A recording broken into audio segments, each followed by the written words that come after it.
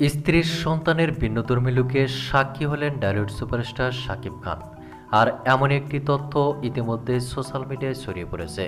আর এসব বিষয়ে বিস্তারিত তুলে ধরব আজকের এই ভিডিওতে। আর তাই ভিডিওটি না টেনে শুরু থেকে শেষ পর্যন্ত দেখে সঙ্গেই থাকুন। প্রিয় দর্শক, বর্তমানে বাংলা চলচ্চিত্রের সবচেয়ে জনপ্রিয় আলোচিত শীর্ষ তারকা ডালিউড সুপারস্টার শাকিব খান এবং ডালিউড কুইন শবনম বুবলী, যাদেরকে নিয়ে সোশ্যাল মিডিয়ায় আলোচনার সমালোচনার অন্ত নেই। কেননা একের পর এক ব্যবসা সফল সিনেমা উপহার দিয়ে দর্শকদের হৃদয়ে জায়গা করে নিয়েছেন শাকিব বুবলী দুজনেই।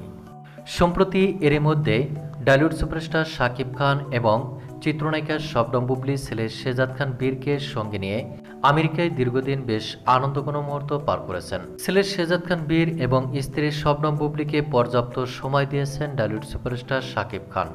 তারই বেশ কিছু স্থিরচিত্র ইতিমধ্যে সোশ্যাল মিডিয়ায় ভাইরাল হয়েছিল। আর এ তথ্য কারোরই জানার বাকি নেই।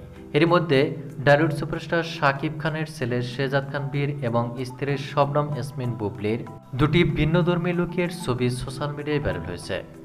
ছেলে শেহজাদ খান বীরকে সাদা রঙের কোটের সঙ্গে ম্যাচিং ড্রেসে বেশ দুর্দান্ত লুকেই ধরা দিয়েছেন এমন একটি স্থিরচিত্র সোশ্যাল মিডিয়ায় বেশ সাড়া ফেলেছে। ছবিটি দেখে নেটাগরিকরা ধারণা করেছেন আমেরিকার সেন্ট্রাল পার্কে ডালিউড সুপারস্টার শাকিব খান নিজ হাতে ছেলে শেহজাদ খান বীরের এমন স্থিরচিত্রটি ধারণ করেছেন।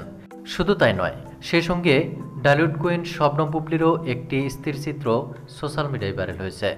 ছবিটিতে দেখা যাচ্ছে দুর্দান্ত লুকে বসে কফি খাচ্ছেন ডালিউড কুইন শবনম বুবলী।